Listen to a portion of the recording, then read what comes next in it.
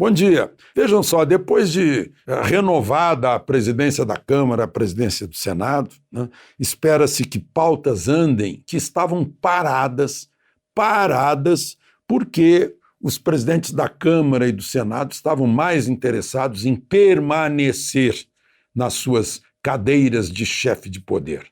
O senador Alcolumbre e o deputado Rodrigo Maia, que ficou desesperado quando não conseguiu que o Supremo reconhecesse o seu desejo, o desejo de Alcolumbre, de haver reeleição.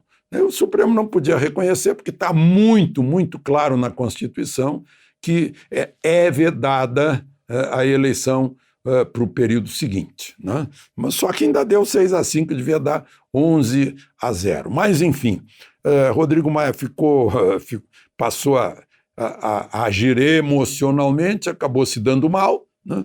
Mas aí a gente dá uma olhada no que ficou parado. Olha, gente, 30 medidas provisórias paradas, né? Das quais 12 em urgência. 27 medidas provisórias caducaram. Passou o prazo delas e elas perderam a validade, porque estavam interessados em outros assuntos e não o que era do interesse do país num momento de pandemia, num momento de tentar recuperar emprego, recuperar a economia, recuperar a atividade da indústria, do comércio, né? Vejam só, o orçamento deste ano, o ano já começou faz mais de um mês, né? O orçamento ainda não foi aprovado.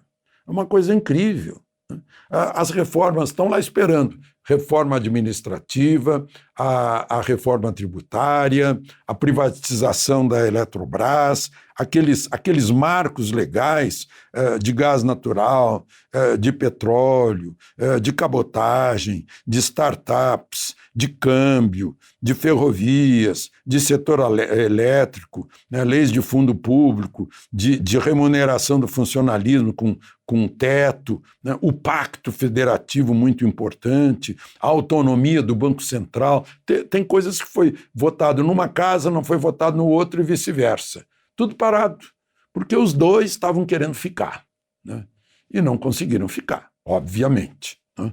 Então, com essa renovação, o que se espera é que haja, enfim, né, reuniões com o colégio de líderes, se faça a pauta das medidas mais urgentes e olhem para os interesses do povo brasileiro e não para os interesses próprios, pessoais, egoísticos, né, ou dos seus partidos ou dos seus grupos, que foi o que aconteceu até agora na Câmara e no Senado.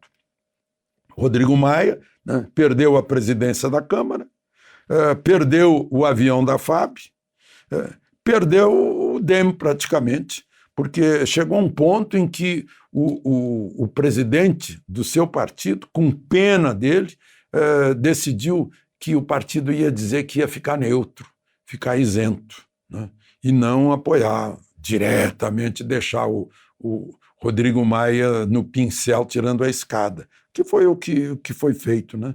O PSDB também deixou Dória meio falando sozinho, né? Porque o PSDB tem interesse em secretarias, né? Tem uma secretaria, por exemplo, a primeira secretaria, que é a direção administrativa da Câmara. E olha, a Câmara tem uma população de 15 mil pessoas.